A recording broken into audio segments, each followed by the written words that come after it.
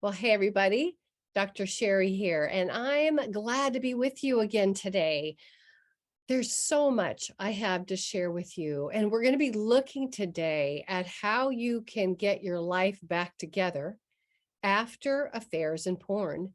Now, that sounds like a kind of a big thing to actually think about getting your life back after you've experienced betrayal trauma.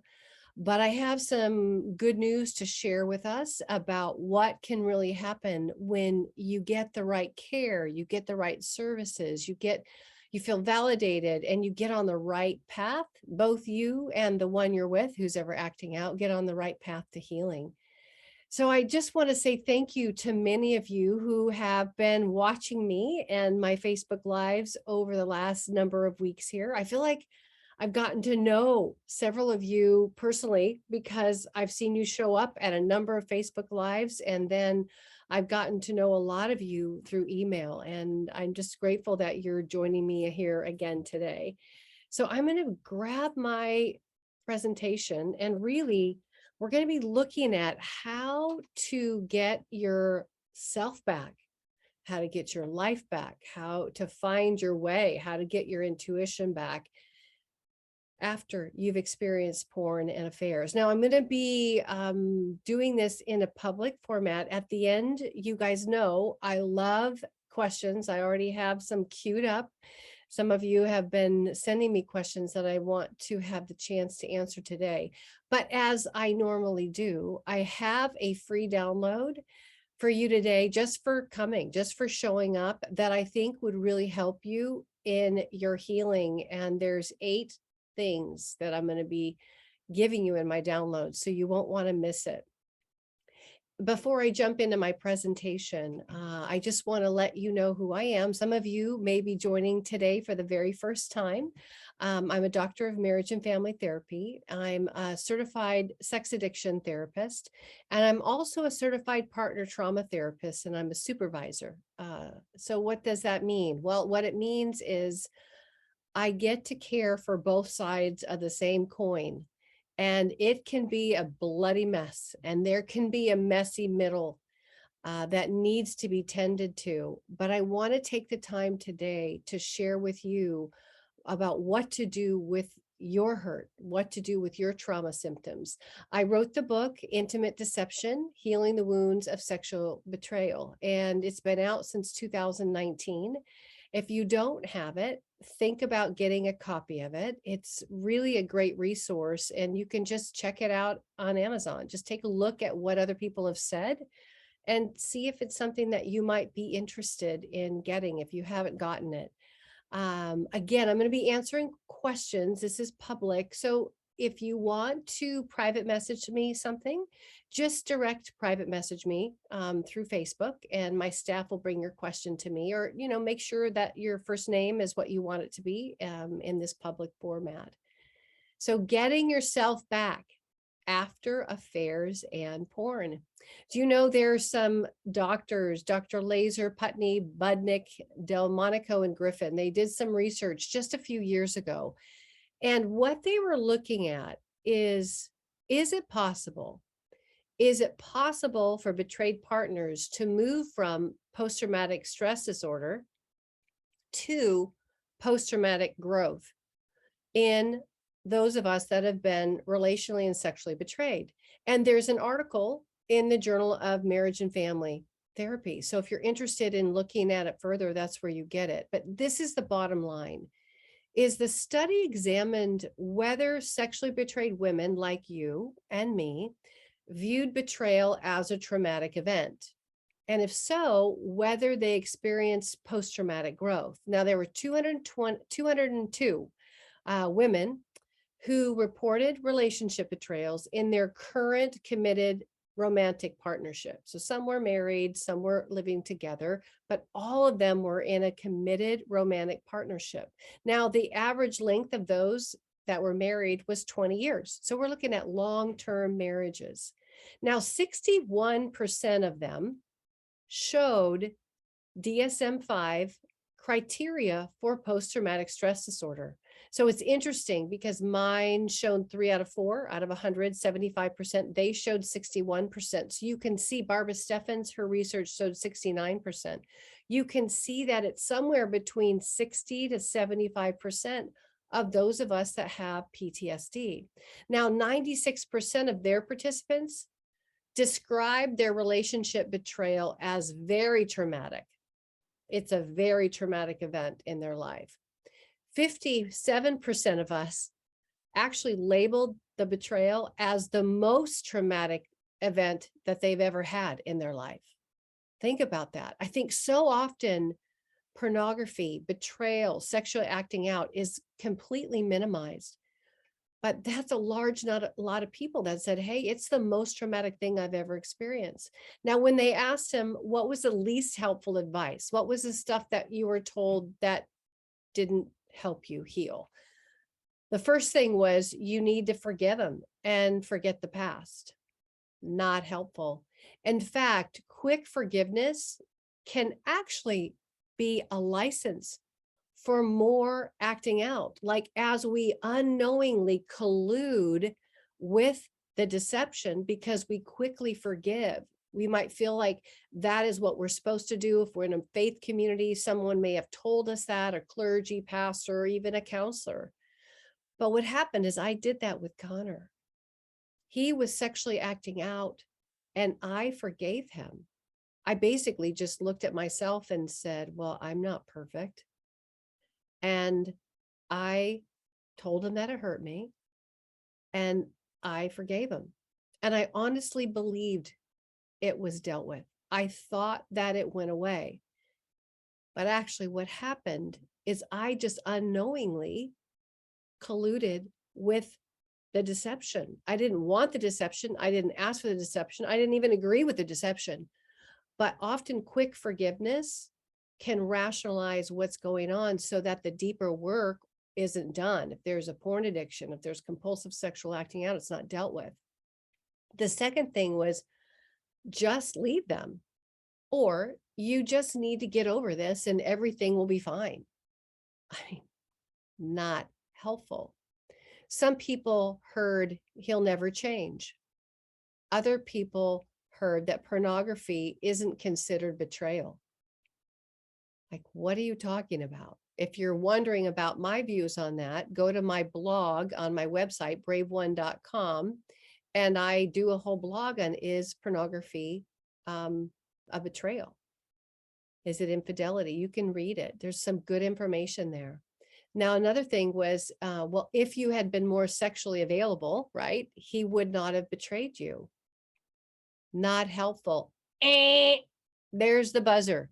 Like, it is not helpful. These are hurtful things, and they can actually cause something that's called treatment trauma.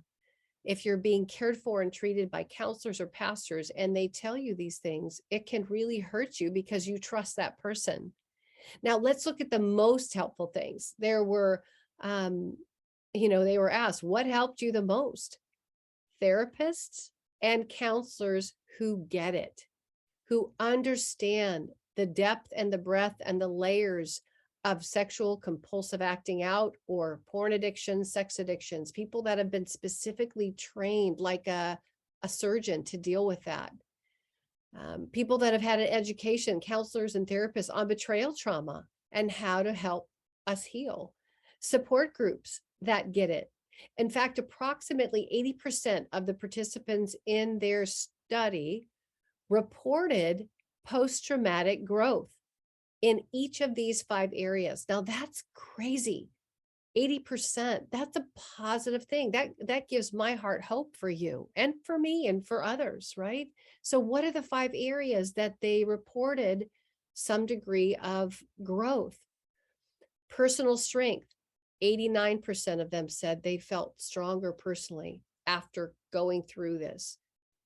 87% said they had a spiritual change, that it took them into deeper places of their spirituality. 86% said they were better able to relate to others after going through this pain. Now, 85% of betrayed partners says they had a greater appreciation of life. And 83% of the people they surveyed said they were new possibilities. Now, that might sound like it is I don't know, the other side of the Grand Canyon to you right now.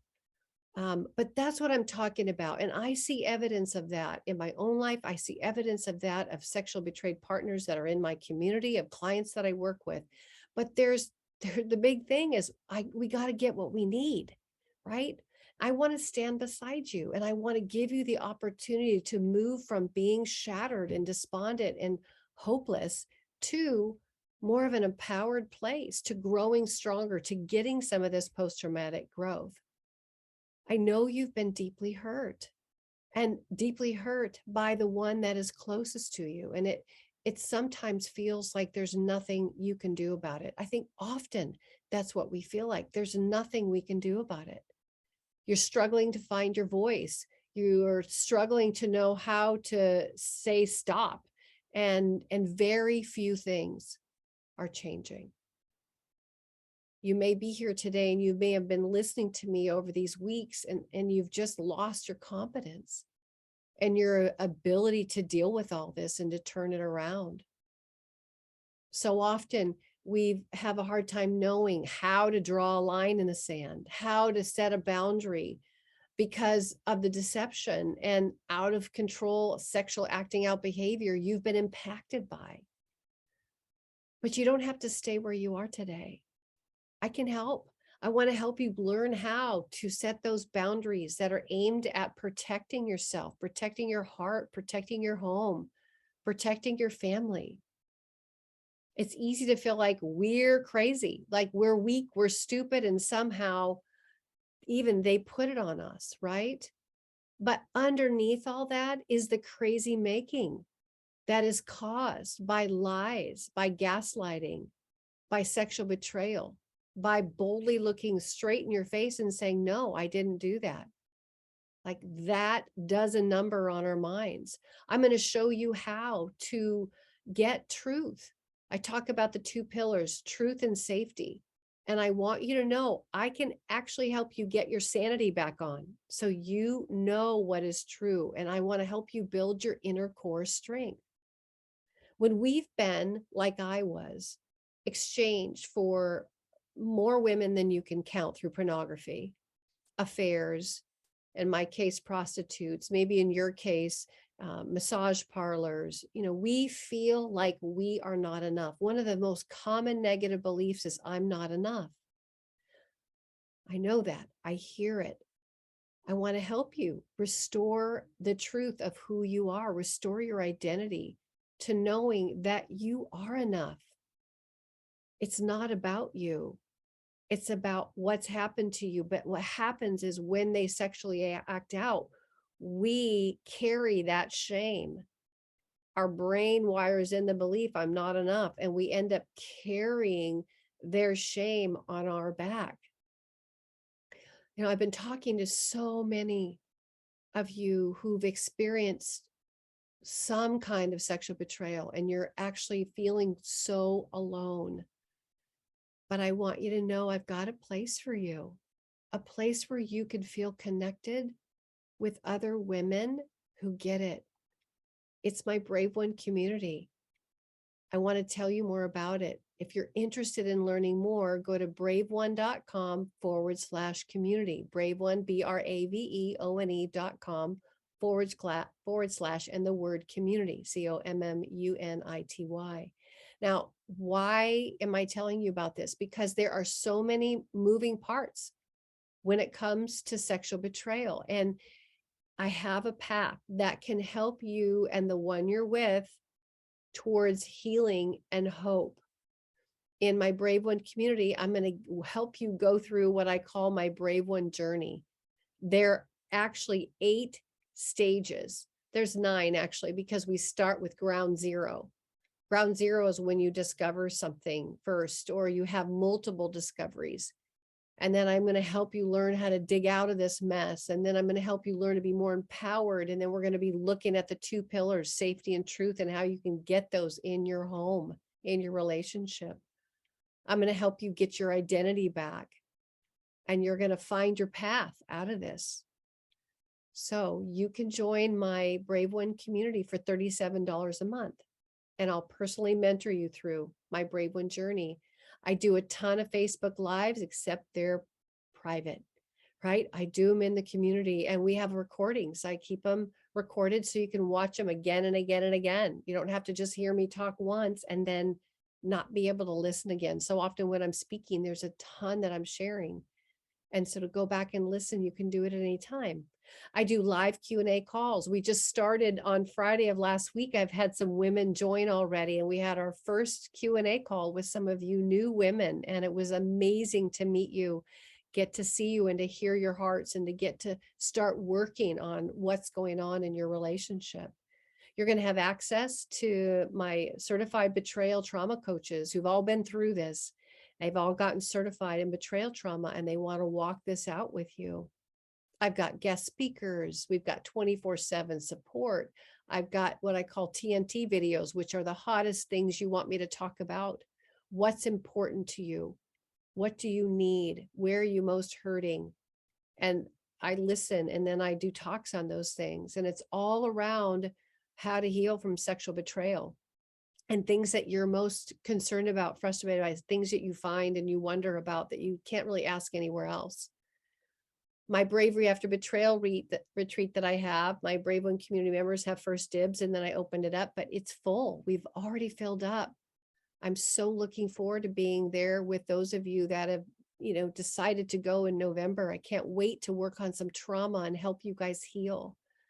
There's free audio and video libraries and all kinds of downloads, but it's a closed group because it's a private community and it's just for betrayed women. And I do a closed group because I want to help you walk out your healing. I want to take you deep and into the principles that I believe can, as quickly as I know humanly possible, help you heal and get the resources you're looking for, get the traction you're looking for. Because I honestly believe we are smart. We are so smart, and we're caring. We have huge hearts. And I feel like when we get the material and good teaching and good opportunity to ask questions, guess what? We figure things out. We change, we grow, things change. So check it out at my Brave One community, braveone.com/community. Today is actually the last day that you can join the Brave One community. Tonight, at 12 midnight. Today, Wednesday, October 12th. Those of you that may be watching this on YouTube, I want you to know it closes today at midnight. So don't wait. Jump in. Again, go to braveone.com/community, and you can get more information there. I honestly have, I think I feel this way when I'm having so many conversations with you all who are hurting and desperately needing support. I've had emails, phone calls, lots of interaction, and I have a lot of heartbreak over how isolated we are as betrayed partners. And I think, I'm sitting here trying to figure it out. I'm talking to my friends, I'm talking to my colleagues, I'm going, what is this? Why are we so isolated? Why is it so hard to have women jump in with me and start caring for themselves? And this is what I think it's coming down to. I honestly think it's the carried shame. We feel so much shame about what we're dealing with, about whatever sexual betrayal has happened, because somehow it's gotten pinned on you. I know, and I was a kid, I would play the game Pin the Tail on the Donkey, when they cover your eyes and they spin you around and then you're supposed to pin the tail on the donkey. Well, this carried shame gets pinned on us. And that keeps us out of getting the very help we need. And then I think so many of us have been abused. We've been oppressed. There's an oppressor, there's sexual acting out, there's sexual entitlement. And I think so many of us are afraid. I had someone tell me yesterday that I was noodling this whole idea with a betrayed partner. And she said, yeah, I've talked to a couple of my friends, because she's in the community and she's a member. And she said, their husbands are acting out like mine is, and she checked with them yesterday and said, hey, did you sign up yet? And she said one of them's thinking about it, and the other one, bless her heart, isn't picking up the phone or responding to her texts. That's what I'm talking about. And so I asked her, I said, well, what do you think is going on? What do you think that's about? She said, I don't know. She said, I'm one woman. And it seems like for me, there are 70 more others that are just like me. And I said, actually, there's way more than 70 per you. Porn is so common. And so she said, I don't know, maybe fear. And I said, that's a good point. Maybe frozen, right? When we are in post-traumatic stress, it's fight, flight, freeze, and fold. Some of you may be frozen or maybe in collapse. And it's like we tell ourselves, I just need to hunker down in the bunker and hope this all goes past.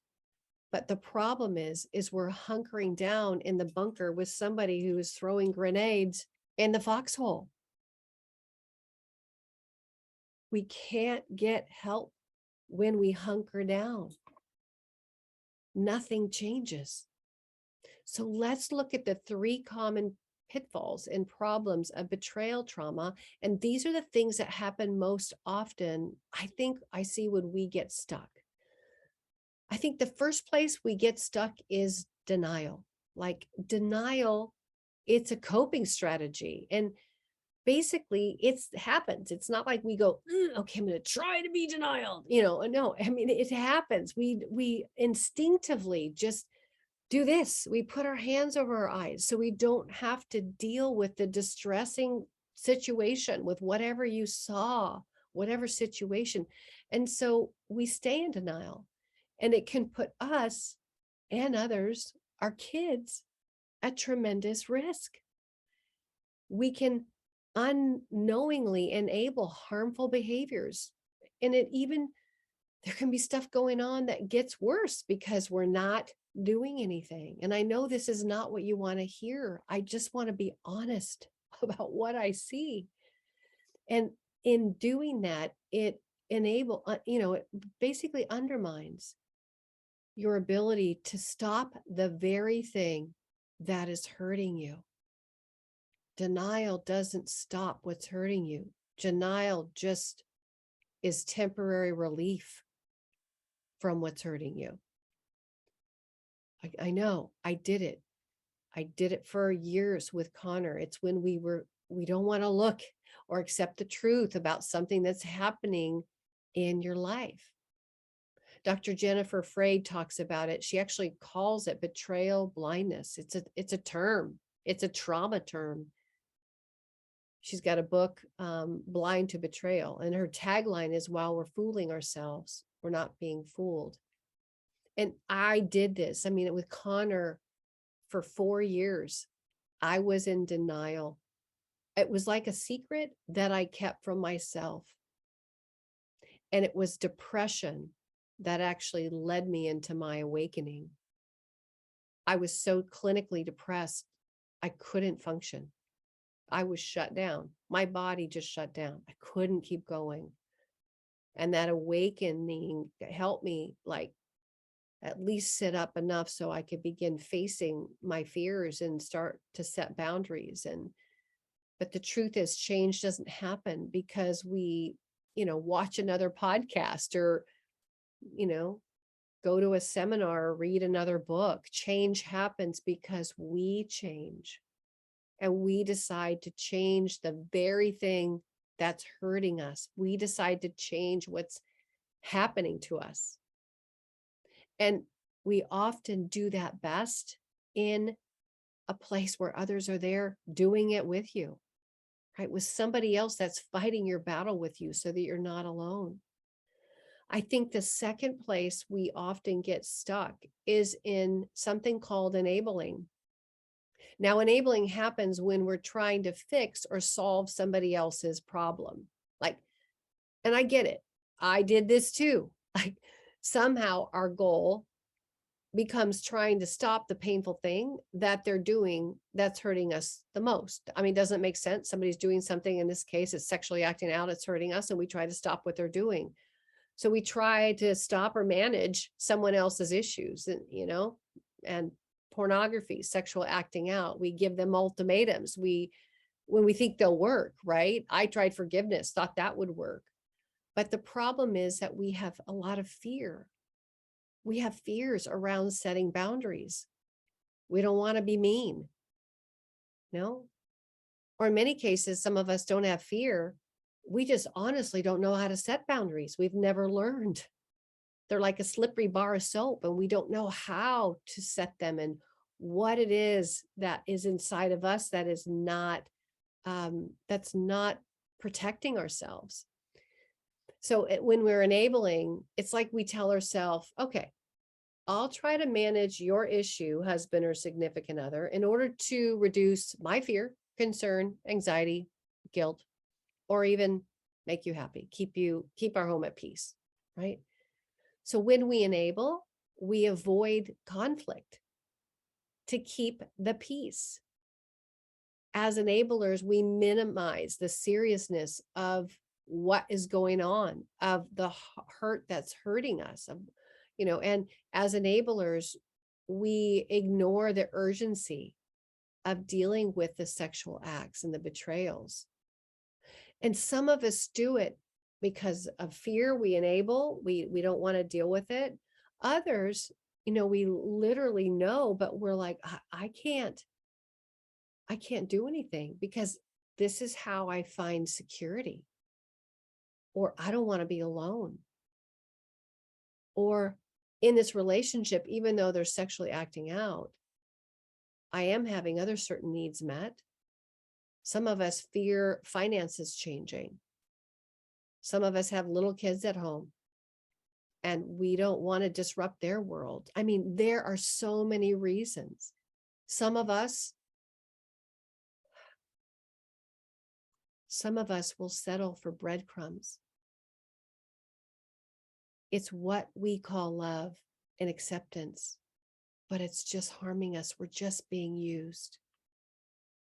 And sometimes as enablers, we bottle up our emotions. We think the problem is going to improve with time. We believe we can somehow fix them, control, tell them, teach the one who's sexually acting out, what to do. We'll give them one more chance, and then another, and then another, and another. And I know I did that. That's peacekeeping, trying to keep someone from acting out by trying to keep the peace or keep things happy at home, quiet, But there's something that's different, right? We're peacekeeping. We try to do it by controlling. We try to not rock the boat. We take on more chores. We take on the cooking. We take on whatever. We might try to sexually act out in a way that they will finally feel like they're choosing us. But the opposite of peacekeeping is peacemaking. And that's when we disrupt the status quo. We really take a serious look at the harm, and we're starting to focus on our safety, on our value, on what's going on with truth and the lack thereof. Like, even when we're in safe peacekeeping, when we're trying to keep the status quo, it's a false happiness. It's not real. We aren't settled in our hearts. But peacemaking is working on hammering out an agreement, like what is going to work for me and what is not going to work for me. And then looking at something that will work for both of us. Do you know the ancient Hebrew word to betray is rima? And back in the day when it was written, it was a lot like Egyptian or Chinese. It was pictures and sounds and syllables, but there were these pictures that would portray a message. Well, guess what? Betray, which is rima, means what comes from a person of chaos. Now think about all the sexual acting out that is being directed at you and your family. I would call that chaos. Now, the opposite of that is peace, shalom, which carries with it two different ideas. One is to destroy the authority that establishes chaos. I love that. And the other is, has to do with compensation for an injury. But think about that.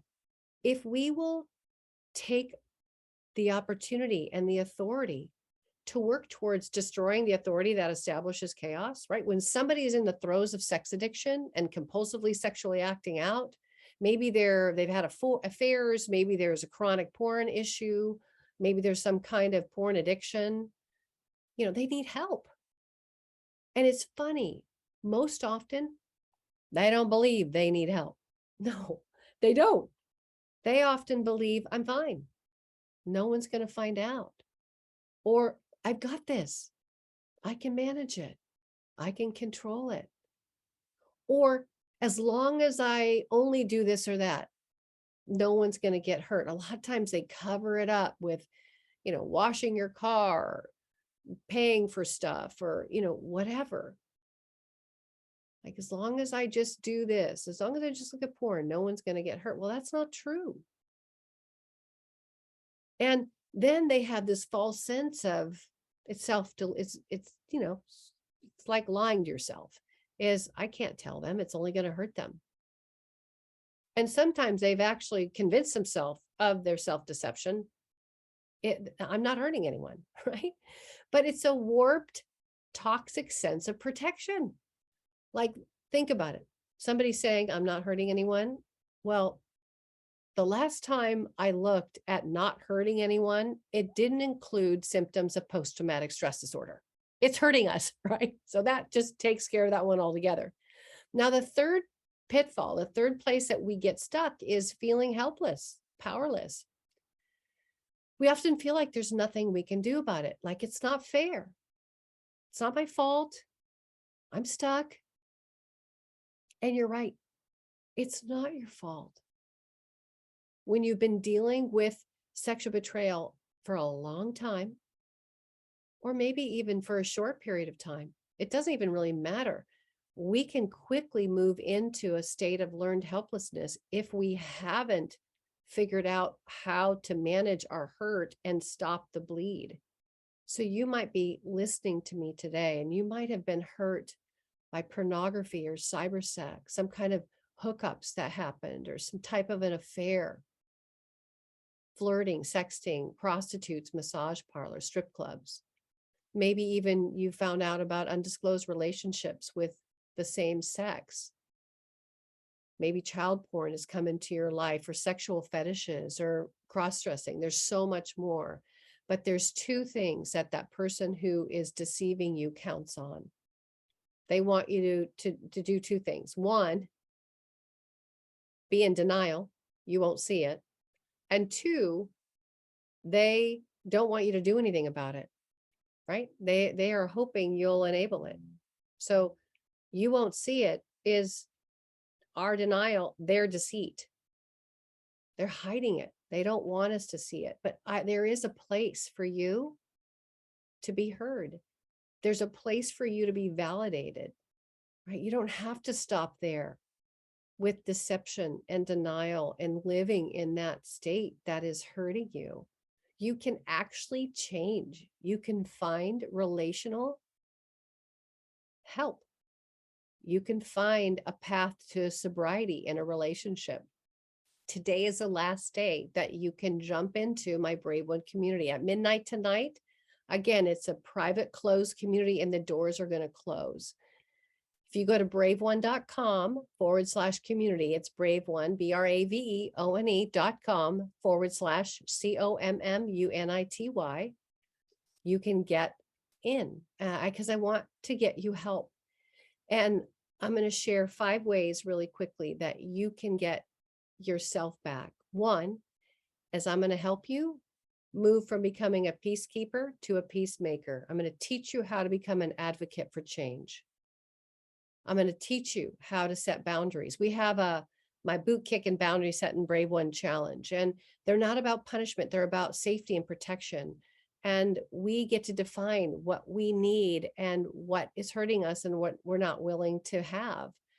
And they're going to help you. I'm going to help you figure out what you can control, like, and what choices you need to make. I'm also going to help you learn how to verify what's true. Like, truth can't, if we don't have truth, we don't have trust. And I'm going to help you learn a process where you can verify, check and verify what is true. I have a clear and proven plan for your relationship to help you move from the chaos to establishing the authority over the chaos. But without a plan, we just wander. We get tired. We're confused. We're hurt. We lose touch with ourselves. We go into survival mode and we lose our way. And sometimes I know it can feel like rebuilding a building, one brick at a time. But without an intentional plan, things don't change. So if you have been harmed by any kind of sexual betrayal, and you think you might have some symptoms of post-traumatic stress, my hope is that you heal well and that you don't heal broken. Just like a limb of somebody who's been hurt and their limb was never, the arm that was broken, it was never set right. I walked around for way too long with my heart, my mind broken. And I felt permanently damaged for a long time because I didn't get the intervention. I settled for breadcrumbs. I was angry. I was scared. But I have a plan. You can have a plan for your healing, and understanding that trauma's layered. You can heal through those layers, and that involves self-care. Many times we think self-care is being selfish. And sometimes I see people and they're like selfless. They don't feel like they take ownership of themselves at all. But you can step in and allow us to care for you, allow me to care for you. You know, I love meeting women who are betrayed and they come in and they're like, ooh, they're disheveled inside. And I help to get them on a better path. You might have gotten poor direction, or maybe you've gotten no help at all. I was just looking up something today and I thought, there are so many voices out there. There's so many voices out there, even telling you that this is okay. Porn's fine. Just see if you can accommodate them. I mean, it's just bunk, right? And I want to help you. Those of you that have been betrayed, and some of us like me that are trauma squared, I want to help you heal the wounds.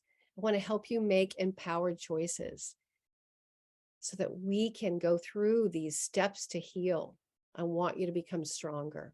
I want you to become a richer, braver person, just like Debbie Laser and her whole group studied. It's called post-traumatic growth, and you can get it. It happens in my braveone.com community, braveone.com/community. So I would love to give you my free download. But first, I want to tell you one more thing about my community. I kind of look at it like two trees. I've got my Brave One private Facebook group, and you can join when you are a member. You can either be a part of that, which means live videos and then we record them, or live Q&As. And that's all in my private Brave One Facebook group. And nobody can get in. I got like bouncers at the door. Nobody's coming into that. But if you want complete anonymity, you can be a part of my Brave One website. All my teaching, all the workshop, all the training materials, everything is there, and you can watch it at any time. All the Q&As are recorded. So I just have a few more hours and it's going to be closing. And then I'm going to be beginning the intensive work with you all that have jumped in, and those that are already members. We're going to keep growing. I want to help you invest in your healing. I want to help you get the changes you're looking for. I want to help you get help. I know you've been through a lot, and I know there was a gal whose name was Sylvia. She was just scared. You know, she found out that there was some sexually inappropriate work emails that had to do with someone her husband was spending time with at work. And she saw me just like you were watching me on a Facebook Live. And she and her husband, they'd been to 3 different pastors. And she'd been to 2 different counselors, but nothing was changing. She was so frustrated. She kept hearing it was a marital issue. And I said, Sylvia, it's not a marriage issue. It's a sexual acting out issue. It's about non-consenting sexual deceit. Yeah, that's what it's about. Lying, pornography, going to strip clubs, flirting with women at work. She had 2 beautiful teenage girls. She was scared for them, scared for herself, but she began to invest in herself and jumped in the community, took some steps. She's changed for the better, and she followed the steps, and her husband has changed too. So just imagine what it would look like if you could get the help you're looking for and turn things around. You don't have to wade into the crazy making another day. Like, you don't have to live with that chronic pain another day. Jump in. braveone.com/community. So my download, you're going to love this. If you go to braveone.com/8 greats, these are 8 greats to becoming a brave, stronger human being from the sexual betrayal. Sometimes we don't know where we need to hit. Like, where is a target? What do I need to be focused on? What am I looking for the outcomes? Well, I'm giving you the 8 greats for us as we heal. Just go to braveone.com/EIGHTGREATS. And so love being with you. I would love to answer some questions that you have today about what's going on in your world with the sexual acting out. Since today is the last day that my community will be open, I'm happy to answer any questions that you might have about the community, just whatever's on your heart. I would love to spend some time here with you. Hey, Stone, first off, I am so grateful you joined my community, and I loved meeting you on Friday night. I just want you to know that. It's like so nice to put a name with a face, but words cannot express my gratitude for all I am learning from your Boundary Summit talk with Jake Porter, intimate deception, and your Facebook live sessions, your Q&A Zoom call, and now the Brave One community. I'm devouring. I love to hear this, Stone. I'm devouring your content and learning all that I can. You are a godsend. Thank you for being a part of my healing journey and offering your expertise and insight. You are so welcome, Stone, and you are so worth it.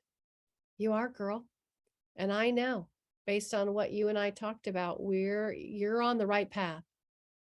You're on the right path. I'm really proud of you. You've already taken some really good steps. And I want to be there with you to continue in that journey. But thank you. And I'm so glad you're in there going, oh my goodness, this is what I've been looking for. Makes me happy. It's what it's there for, Stone. Hey, Kristen. Thanks for being here today. Woohoo! Just joined the Brave One community. Thank you, Dr. Sheri. I am so grateful. I am doing a Q&A tonight at 5.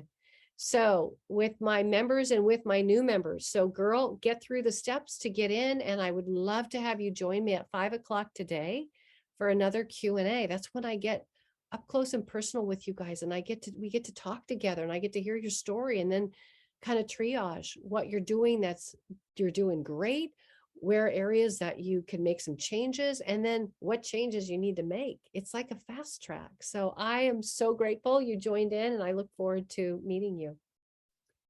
Hey, Priscilla, thanks for being here. I'm grateful for you. I love how you take advantage of every opportunity to grow and learn and spend time asking questions. Is there anything I can do to help my husband to get out of denial? Wow, Priscilla. Oh, I just wish I was there to hug you right now. I know. I've been where you are, girl.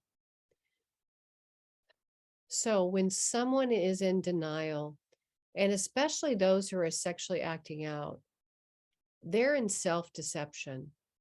they literally tell themselves things like, I don't know what she's so upset about, or I've not really done anything that bad, or I need to just take it to my grave because even if I did tell it right now, it's going to blow up my family and my kids. And I don't think that's good for us.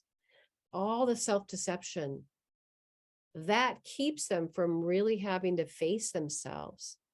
Now, my experience is, and this is my personal opinion, doesn't mean it has to be yours, but when it comes to sexual acting out, I used to believe that people would be in denial for quite some time. But then as I started working as a certified sex addiction therapist, you know what I learned when I started working with those who were sexually acting out? Part of my job was to wake them up to what was going on, to the hurt that it was causing. And well, guess what? What I realized, they were awake. They knew what they were doing. So they weren't in denial. They were actually in deception and self-deception. Now, I have situations that I have one come across recently where actually the person is still in that phase of there's nothing really wrong with me. And sometimes getting into someone who specializes in this is a good way, that giving them assessments that are available at my fingertips. Sometimes that helps to wake them up. Sometimes consequences helps to wake them up. I mean, when everybody is behaving in the home like everything is okay, and they walk through the door and they help to make dinner and everyone's just playing nice in the sandbox, peacekeeping, it's kind of working for them, but it's not working for you, Priscilla.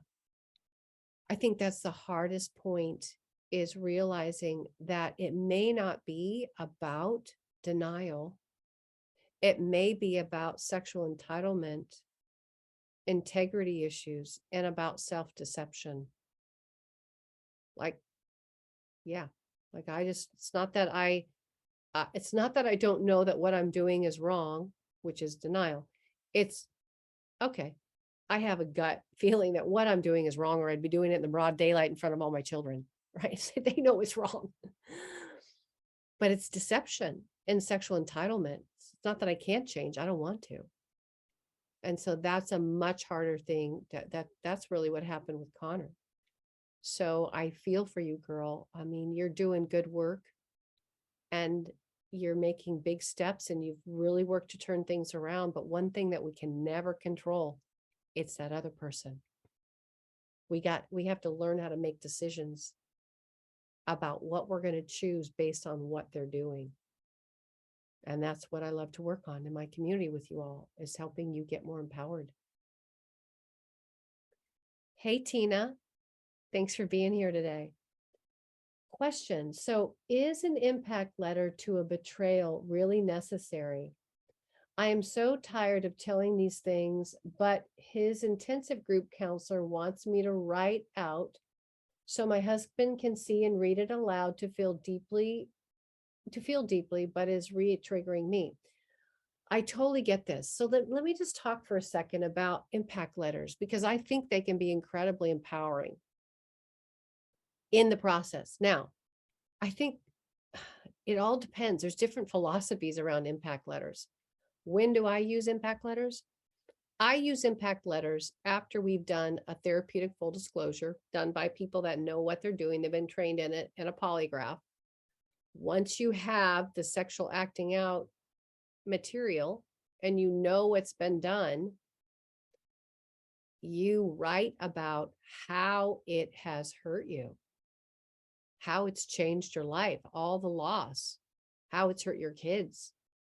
I mean, there's a level of triggering, but I see people as they get into the flow of it, there's a level of seeing yourself from the impact like you've never seen yourself before, because some of us haven't even looked at that.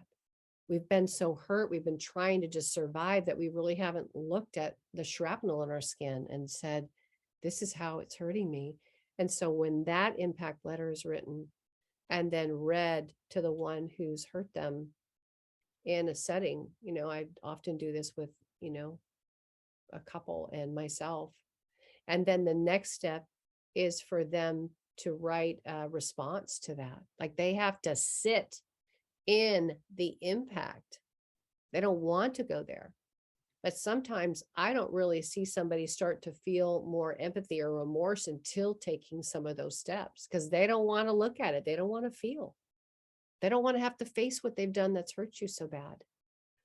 Now, I know some people use an impact letter as a means to try to wake somebody up before they've gone through the truth-telling process. I've seen that happen to try to get some traction. And I kind of go, okay, yes, I'm not saying that's a bad idea. It could be a good idea. But my hope would be that there would be an impact letter written after you know what all has happened. And so, yeah, when I sit with people and do some of this work, yeah, it is triggering us because it hurt us. But I want you to listen to your gut. I don't know where you're at in the process. I don't know if you have the 2 pillars, safety and the truth. And if you don't, Tina, I would love to have you jump in so I can tell you a little bit more about that, because you need to be heard. And if you're not feeling ready for it, because it's triggering, you're not in that impatient setting, you're not being encouraged, we're not an add-on. We are the one that's been hurt by all this. And it's very sad to me when we as betrayed partners feel like we're just an appendage to their program when we're the one who've been so hurt. So my hope is that, I don't know what kind of program this is, but my hope is that you've been able to have a voice and to feel heard, and that somebody is there listening to you. And if you're not feeling comfortable, you're being heard as to why you're not feeling like you're not getting supported. I'm really big on supporting us as we're going through this process. So hopefully something I shared made sense to you. Hey, Jacqueline, thanks for being here today. I appreciate you so much. How can I get him to own his faults? And how can I get him to talk truthfully about name calling and screaming? Oh, boy, girl. I have so much to say. Okay. So I have this thing, Jacqueline, that's called my empowerment wheel. When I'm in my Brave One community, I use it a lot. When I do my retreat, I actually use it a lot, do a whole session and we walk through the steps.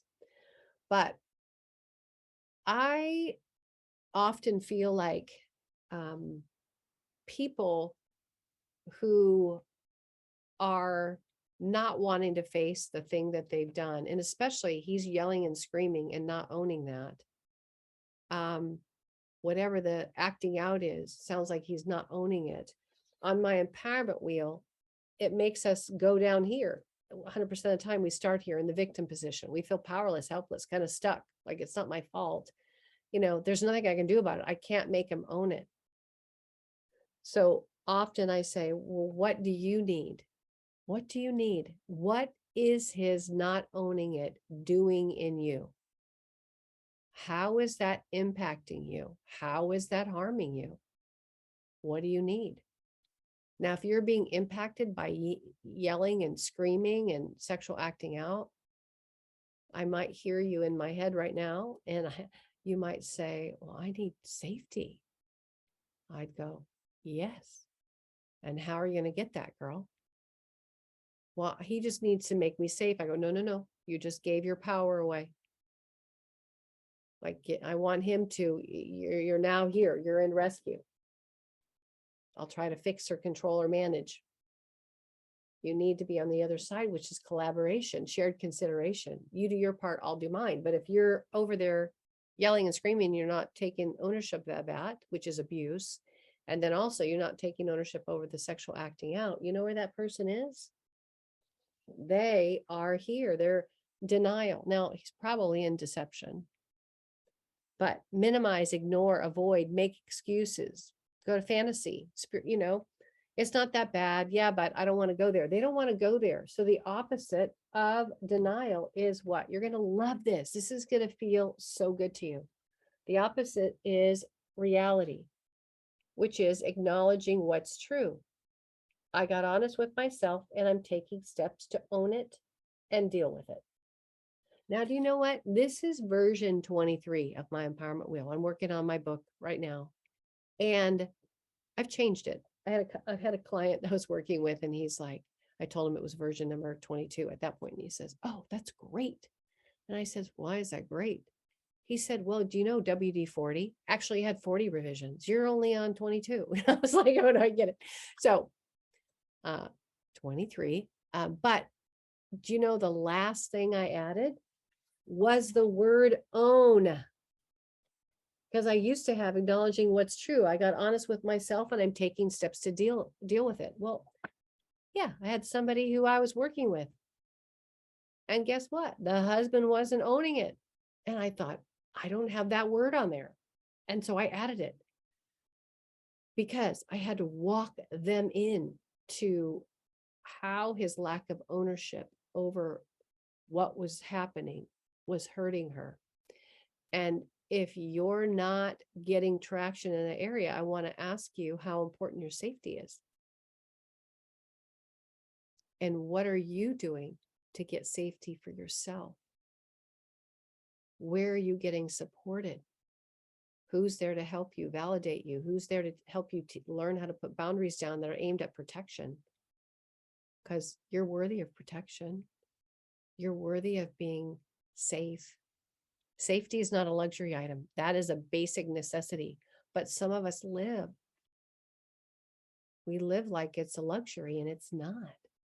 It's right at the bottom level of breathing, air, food, safety. So hopefully something I've said has been helpful. I want to help you. I want to help you do some work around getting what you need and helping you learn how to get that. Hey, Anonymous, thanks for being here today. So your question is, when is enough enough? I've been married for almost 40 years. I have 4 adult children. I think he's been sober for about a year, but he's dismissive, defensive, and lacks empathy and acts like a victim. D-Day was over 4 years ago, but technically, because he had inappropriate conversations at work and got in trouble about 30 years ago. I feel like D-Day started back then. The amount of lies, rages, omissions, and gaslighting I've and our kids endured for decades is horrifying. I believe you. This is a long time, Anonymous. Our full disclosure was a year ago, and I only received a partial timeline.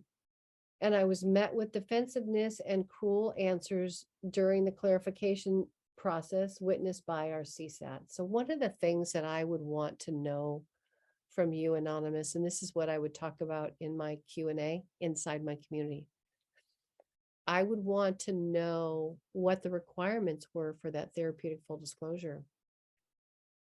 Sometimes there's a polygraph and sometimes there's not. Sometimes people have been trained to allow you to ask questions and add them to the document that's going to be polygraphed, and sometimes they don't.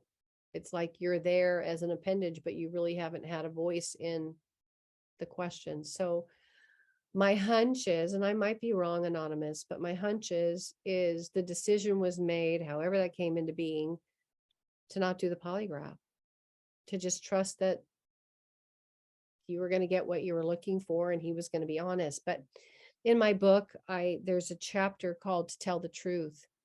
And Dr. Milton Magnus is in there. I quote him because I don't think I've ever heard somebody say it too clearly.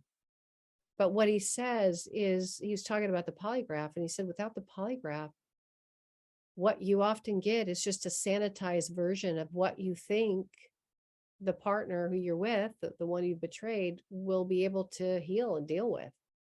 But then he says, until a full version, until somebody's come into truth and the truth is out and the whole truth. I'm not talking about gory details. I'm just talking about the whole truth of relationships and, affairs and porn and how long and all that. That relationship doesn't have the opportunity of healing. And the person who's sexually acting out doesn't have the opportunity to heal because they're harboring all this shame. So I don't know what your situation is, but that's what I'm leaning towards, that based on what I'm reading. So it feels like he checks the off boxes and he isn't doing real work. I have no idea what his recovery plan is, Circles. He's acted out. I'm sorry, girl. He's acted out with my best friend and 2 other women, plus porn, flirting, sexual conversations, messaging women on social media, not sexually, but I felt icky, reading it. And there is little to no empathy when I'm triggered or asking questions. When we've been in therapy for over 4 years, the first with regular therapists. Our current therapists and couples therapists all support a therapeutic separation. They're all saying that. I don't have any hope that will help. I want a redo of the FTD, and he was, the full therapeutic disclosure. And he was first agreeable and now isn't. Oh, I wonder why. Think about it, Anonymous. He did one. They're not fun. I know. I walk people through them. I don't think I've ever had one person go, "Yay, I'm doing it." It's some steps to get truth restored. But he was first agreeable and now isn't. So why? Has something happened the last 4 years, or was there not a polygraph that was done? Well, of course, because it was all too traumatizing for him. Well, guess what? Guess who's in the victim seat? He is. Do you know that that's a form of gaslighting? Yeah. If I basically say, it's all too traumatizing for me, insinuating that you put me through this, and now I'm really injured and hurt, it's the victim. And a lot of times people just go, okay, well, I guess you can't really do anything with that. Well, no, because that puts you on the victim seat. But my question to you would be, Anonymous, what do you need?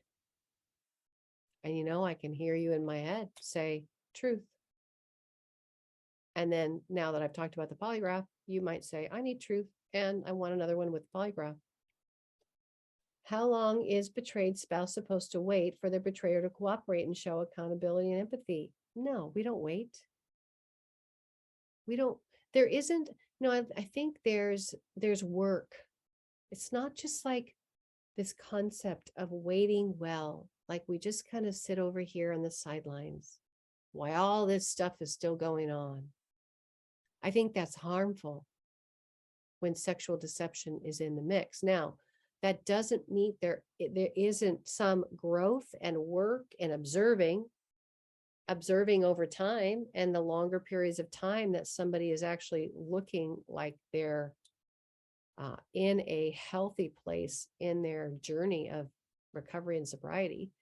I don't know if you had a chance to watch my when is when it's enough to say enough, sexual acting out, the workshop I did, when you have the right to say enough is enough. But you know what?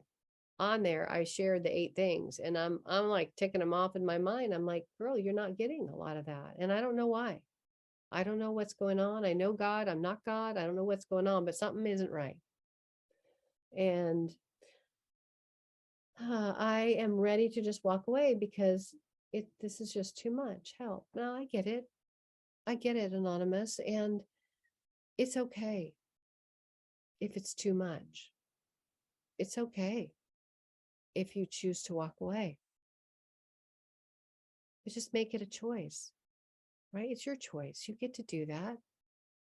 And I know, I can hear people it's not that easy. It's not that, it's complicated. I know. We got kids, we got finance, we got assets, we got all of that. But something feels like it's missing here. And typically, if they do a therapeutic separation, sometimes what they do is there's a list of things that need to be done that are agreed upon. And if that person is not willing, in your case, it would be, a follow-up therapeutic full disclosure with some questions and a polygraph, or you can redo the first one if you want. Whatever you want to do, you get to work that out. But it's what you need to stay. What do you need to make your heart feel safer in your home? And I just hear it doesn't feel safe right now. So, hey, Anonymous, glad you're here. Thanks for being here today. So I don't know if you can address this question or not, but I have a piece of my story that just perplexes me and I don't know how to bring it out in the open. Well, thank you for just coming here and being so brave. It's a big deal to ask questions like this. This is what I love about inside my Brave One community is we do this all the time. I have lots of people ask questions about stuff that they are like, I can't find out from anywhere else, and I'm happy to do that. So thanks for being so brave. My husband admitted to putting on my lingerie and being sexually stimulated by it. He did a few times, he says. Is he gay? I don't understand cross-dressing. It feels like this is the bottom of the barrel behavior, and I feel so violated as he has used my undergarments for his pleasure. Totally understand the violation. You have been violated. You've been violated with your underwear, sexually violated. That's like a sexual intimate violation. Even though your body wasn't there, your underwear was. And that feels very violating. So let me see. I feel so violated under my, okay. If I ask too many questions, he just tells me he doesn't remember. I cannot get anything more from him than he isn't gay. He doesn't know why he did it. And he just wanted to put on his wife's lingerie. It's made it hard to look at him as normal. He says, I just want you to know that behavior isn't normal. Okay. It's not. I know you might be feeling kind of bad or embarrassed that you're looking at him like, but that behavior isn't normal. It's not normal to even put on somebody else's underwear, period. Unless you've forgotten yours and you're at a retreat and you don't have, and you ask somebody, can I borrow a pair of underwear? I mean, a lot of us will go without it before we'll ask to borrow somebody else's underwear, right? So it's not normal to take somebody's, like, sneak it. So, let's see. I cannot get anything more than that. Then he isn't gay. He doesn't know what he did and just wanted me to know. And he just wanted me to know he had it in the past. Why do men do this? Why would a heterosexual man want to put it on his wife's lingerie? It made it hard to look at him as normal. Okay. He says it was just part of the acting out and he did it twice. It's hard to be betrayed, but even more hard to be married to a man who has cross-dressed. I'm struggling to process this and understand. If you ever can address cross-dressing, it would be deeply appreciated. So, wow, Anonymous, such a tender subject. And, I imagine we do this. We all do this. When there's something that happens like this, that we don't understand, what is the first place we do? We go Google it, and then we're trying to put pieces together based on everybody else's opinions. And sometimes we can become more confused. So, couple of things. One is, there might be some people that would say putting on underwear would be cross-dressing, but it may not be cross-dressing. There's something else that's called a sexual fetish. Now, I don't know your husband. I'm not saying whether it's cross-dressing or a sexual fetish. Usually, if it's cross-dressing, it happens more often, and it's not something that happens a couple times. But the thing is Anonymous, I know he's telling you he's done it twice. He could be telling you the truth, or he could be telling you what he thinks you can handle, right? So the question is kind of like the prior Anonymous, where I was talking about the therapeutic full disclosure and polygraph. We really don't know.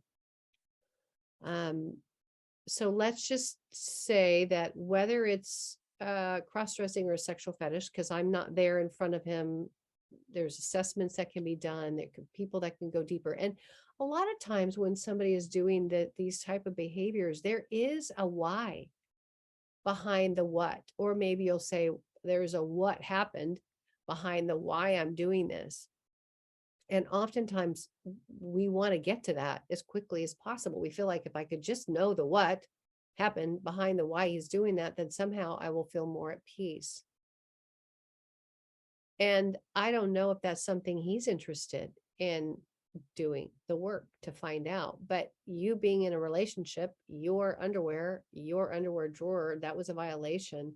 It's not okay. And there's some trauma from that, right? There's reasons you're looking at him and feeling uncomfortable.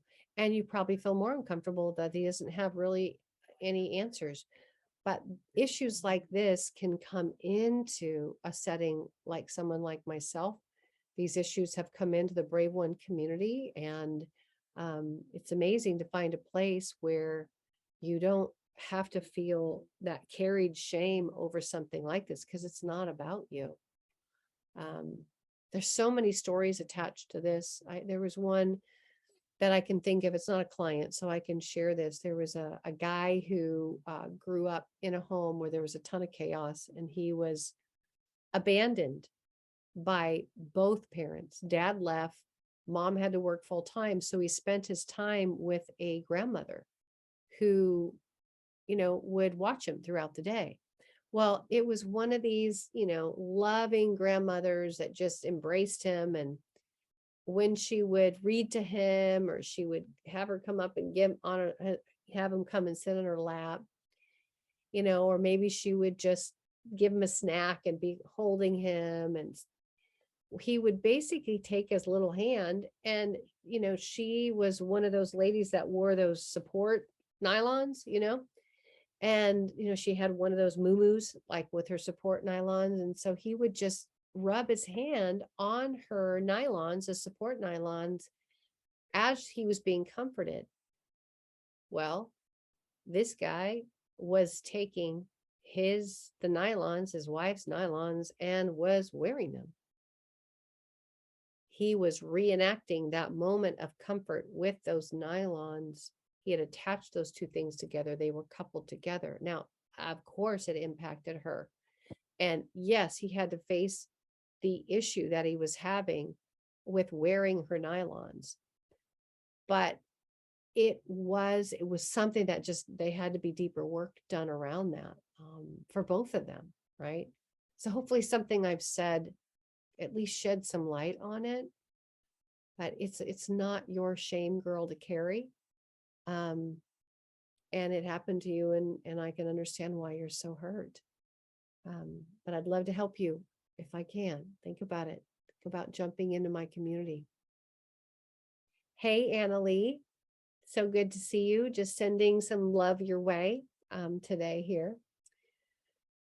So I find that I can hold boundaries with dignity when I sleep better. Girl, yes, 100% yes. However, when he is struggling, I don't sleep. Is it worth getting on some medication for sleep? I have been reticent to do this. I miss my energy, and I miss functional sleep from a rested mind. Okay. I love, love, love your question. You know how common this is. So 2 things for you in particular, and you know why I'm saying you in particular, right? One is, I am all about getting brain supports while our brain and body and mind and heart is in a situation of experiencing the trauma. So for those of us that are living in situations where we're in the process of repair, or maybe we're living in a situation where the sexual acting out is still going on, either one of those can feel like we're in a house that's burning and there isn't a way out. So our body becomes hypervigilant. It's like it gets turned up. And with that, this is how you might be sleeping. You might be sleeping like this. kind of like your internal world is sleeping with one eye open. That negative belief is often, I'm not in control. So your body might feel like, I'm in control because I'm going to keep you up as long as you can stay up, because then maybe somehow I can manage what's happening when I don't know what's happening. Do you see what I'm saying? It's a trauma response. So getting some help in that area can help your body get slumber. Sleep is so important. Like 6 to 7 hours of sleep are necessary. And I think there's a lot of shame about using either sleep aids or psychotropic medications because we're already upset that this happened to us. And so why should I have to take medication on top of it? Right? That's how we feel.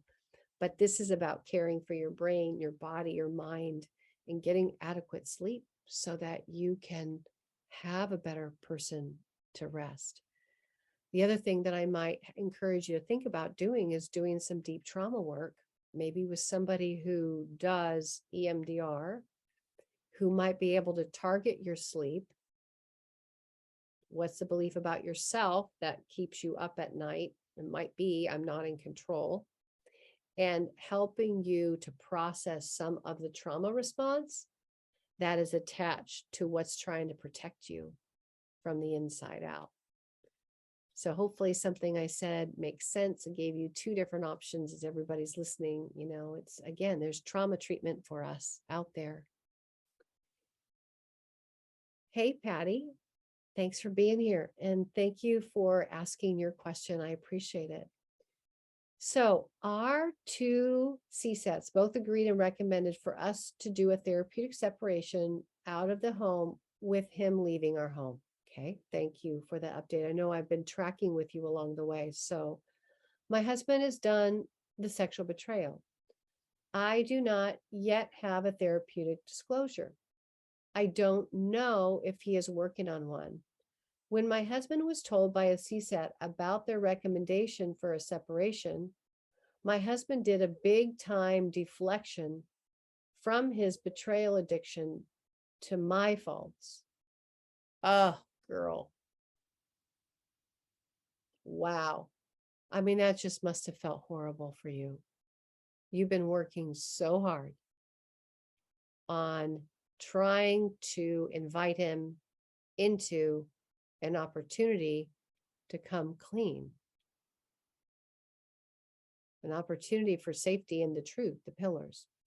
And when they suggested a therapeutic separation is just, it's a step saying there's so much going on in the household and whatever's going on with your husband or you, let's take it one step. Let's give him some space, use some space. And then there's usually a list of things that you both agree upon that you would like to do. So what I'm hearing you say, Patty, is one of the things you want is a therapeutic full disclosure. You want that to be worked on while you guys are in your therapeutic separation. That's one of the things on your list. And I don't suggest that there's a whole bunch of things. Don't have a 20-page laundry list. Just what are your must-haves? Because you're in a therapeutic separation. And then you get to see if that person's going to do it or not. Is he going to walk through that? Or is he going to blame you? Right? Make it all about you. He might be, I didn't get the last part of that question. Let me just go back to that. He has been resistant, in denial, and not currently taking a lot of accountability for his recovery. I get that. My CSAT told me to not defend myself because it's feeding his deflection. I'm to continue self-care and tools to ground myself. I know I need to learn about boundaries. What else should I do? Well, I think I love what they've recommended. When we're in that, when we go here into the rescuer position, where we're trying to fix, control, make something happen, I'll try to manage your issues so that you do what I'm asking you to do to keep our marriage together. We can be in that place of advocating so hard that we're demanding. And On the opposite side of rescuer is collaboration, shared consideration. Let's work together. You do your part and I'll do mine. Well, guess what? If you're with somebody who's not collaborating with you, that keeps throwing you back down into the victim position, that one down position, feeling powerless and helpless. I'm stuck. There's nothing I can do about it. Well, actually, what I want you to do is ask yourself, Patty, what do you need? You might say, I need collaboration. I need partnership. I'm like, okay, that's a wonderful thing. But if you got a partner that's not partnering with you, that's not partnership. That's not collaboration. That's one of you saying, I'm willing to do the work. And the other one saying, I don't want to do the work and is blaming you. Now, what you do with that, Patty, is you observe. In my community, I do what I call a TNT on something called healthy detachment. It's really getting grounded in what you have control over and what you don't. It's learning how to observe what decisions they're making. And then the hardest part for us is then making choices based on what they're doing or not doing. It still comes down to your choice. It's not easy. It's hard. I know I went through that a number of times with Connor. But eventually I began to observe that he really wasn't interested in changing. He was interested in living his life his way. And that was very sad. He didn't want to do the work with me. He wanted to have me, but he wanted to keep his sexual acting out too. And some of us, in my case, my marriage was a casualty. My life hasn't been. And I've learned a ton about what can help and what doesn't work. But you're walking out, Patty, just like I had to work it out, and learning how to become an observer without going into demand, but just having that on the list. This is something that I want, and then seeing what he does with what you need. Hopefully that helps some of what I shared today. Hey, Simone, so great. Sending you a hug too. Great to have you here today.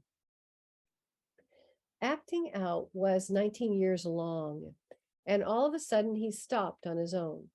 I was always suspicious and felt it, but he lied to my face every time. After he stopped, I would still bring it up since I felt it in my gut.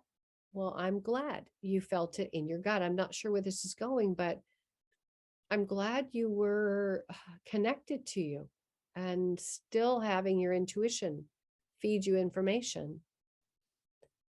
He finally admitted it to me 5 years ago, so he has stopped acting out for a total of 9 years.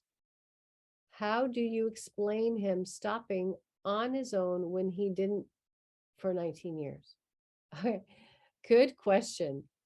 Simone, these mysteries, these are mysteries that actually get unpacked when we're going through therapeutic full disclosure. Because when I'm working with you, if I'm working with a client, I'm working on their discovery timeline. And yeah, we can see these big gaps. But as part of that therapeutic full disclosure in the polygraph, we ask questions about those gaps. We ask questions that are going to, be in the questions that he can answer, and he will be answering about, were you looking at pornography at any time from ... Okay. And if so, how often? So you'll be able to see on the other side of that, was that really a gap that he was sober, or was he lying to you again, even though you didn't feel it? Maybe it just went deeper underground. Sometimes when people are caught, they just go deeper underground and we may not feel it. Sometimes we feel it.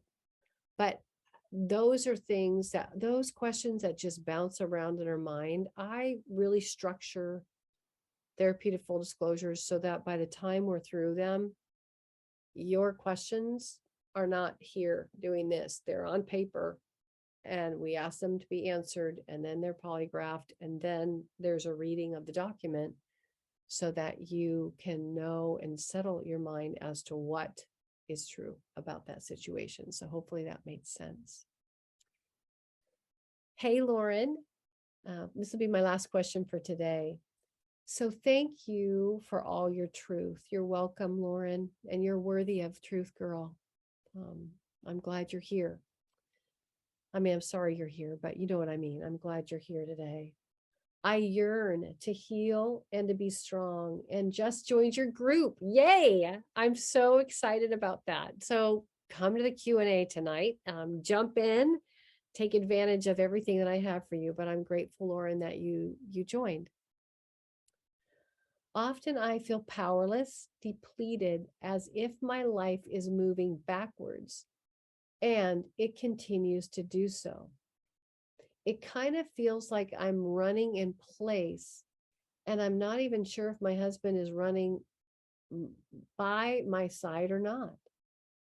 How do you know if you should continue to fight for something that you are not even being reassured is even worth fighting for after all? Oh my goodness, I love your question. You know what I call this place, Lauren? I call it no man's land. Oh, it's such a really tough place to be. And I don't know if you've seen the Wonder Woman clip that I talked about recently at a virtual conference I did on Couples Boundary Summit with Jake Porter. But I basically played that clip. And if you look it up, Lauren, it's no man's land, Wonder Woman, no man's land. It's like a 5-minute clip, I think. But you will see her, and you'll see her strength, and you will see her like going in to face what is coming her way. And I think that's how we feel most of the time with this, because she was fighting.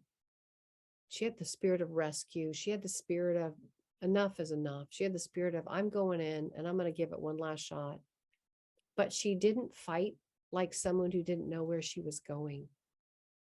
She knew where she was going, and she knew who was being harmed.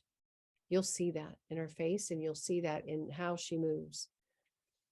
But I think so often that we are those people, that this idea of just staying in no man's land, there's so many casualties that are there. You're a casualty. Your marriage is a casualty. If you have kiddos, they're a casualty. I'm grateful that you jumped into my group, because you're not going to be in no man's land anymore. I'm going to help you. I'm going to help you get out of that stuck that you're feeling. I'm going to help you get out of that wondering, get out of that no conversations, just no man's land, and really get some traction so you can find out if he's willing to do the work, willing to be honest, willing to let you know where he's at. But sometimes this is so normal. There's so many of us that just stay in this no man's land. Wow, a lot of stuff just gets, keeps going. And that's why you feel powerless and depleted and like you're just on running in place, because you're not getting traction. But girl, you're going to get traction. And I'm honored that I get to be the one to help you get that.